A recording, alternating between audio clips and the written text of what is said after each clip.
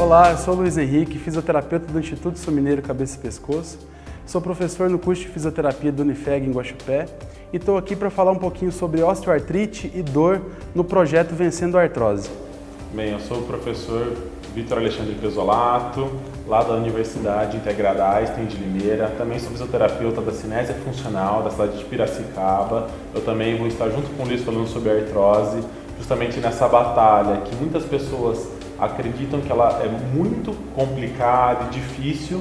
Então, justamente a gente vai estar aqui para passar informações para facilitar esse processo, para que você possa vencer a artrose.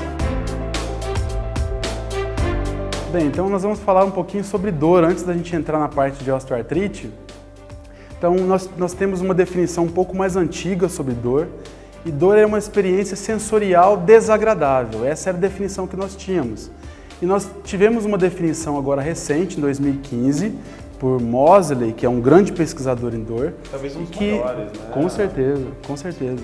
É uma grande referência para nós fisioterapeutas e que coloca nessa definição da dor não necessariamente que é uma experiência desagradável, mas que existem fatores que podem influenciar na forma com que o cérebro interpreta esse estímulo, como, por exemplo, fatores psicológicos, fatores físicos, hormonais, ou seja, fatores contextuais que podem influenciar na forma com que o nosso cérebro interpreta esse estímulo e devolve isso em forma de comportamentos com as pessoas. Então imagina só, se você sente dor num dia, você sabe que essa dor, a intensidade dela, automaticamente ela vai variar de acordo com o seu humor, seu estado de ansiedade ou não, se estiver no estado de depressão, do seu nível de atividade física, de um conjunto hormonais, os quais podem aumentar ou, ao contrário, diminuir essa dor.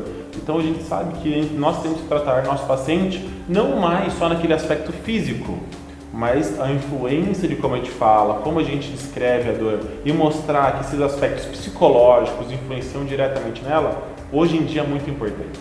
Exatamente. Então significa que pessoas mais estressadas, elas estão mais susceptíveis à dor, ansiosas. Mal do século, ansiedade. Exatamente, a ansiedade é o mal do século.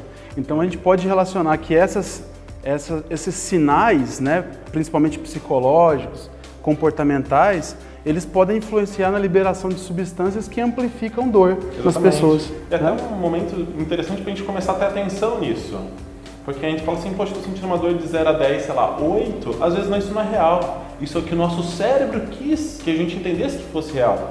Mas se a gente começar a parar e ver um exame em si, essa pessoa tem uma mínima lesão, ou às vezes ela pode ter uma lesão grave e não ter nenhuma dor. Exatamente. Isso acontece em vários casos.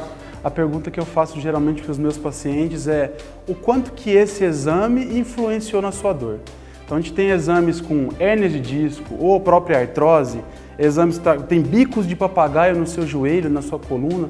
O quanto que essa informação influenciou na forma com que você interpreta a sua dor. Para você ver como isso é comum, tem gente que às vezes sente uma dor mínima, mas após receber o diagnóstico tem uma artrose do joelho grau 3.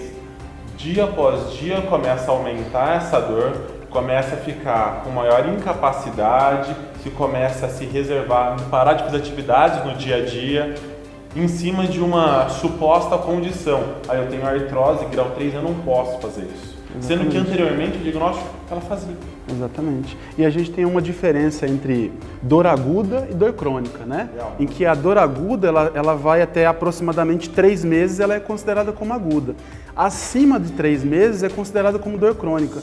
Porém, na osteoartrite ou na artrose, né, como é comumente chamada, esse tipo de dor ela pode se modificar exatamente porque o joelho passa por processos inflamatórios intermitentes.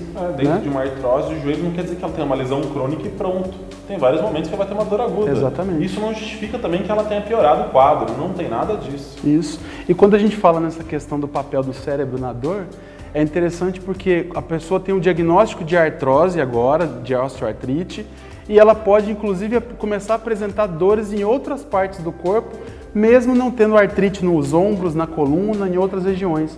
Exatamente porque... O psicológico é realmente muito forte. Muito influente, né? Por exemplo, quando você vê uma imagem desta, uma artrose grau 3, Isso não resume que a pessoa vai ter uma diminuição de qualidade de vida ou que ela está predestinada a viver com dor.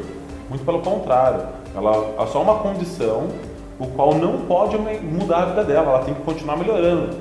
Ela não pode ficar reprimida, deprimida. Muito pelo contrário, ela vai ter um conjunto de informações, os quais devem ser bem orientados para que ela tenha uma cabeça saudável, mas um corpo mais saudável ainda. Exatamente. Então, a informação ela é o ponto mais importante, né, para a reabilitação desse paciente, para que ele continue com uma boa funcionalidade e que ele não se limite, né? Então, a informação dos profissionais da saúde para esses pacientes é o fator-chave para a melhora clínica desse paciente, a nível de interpretação mesmo do cérebro e o quanto que ele pode melhorar de funcionalidade. Então significa que diagnóstico não é destino.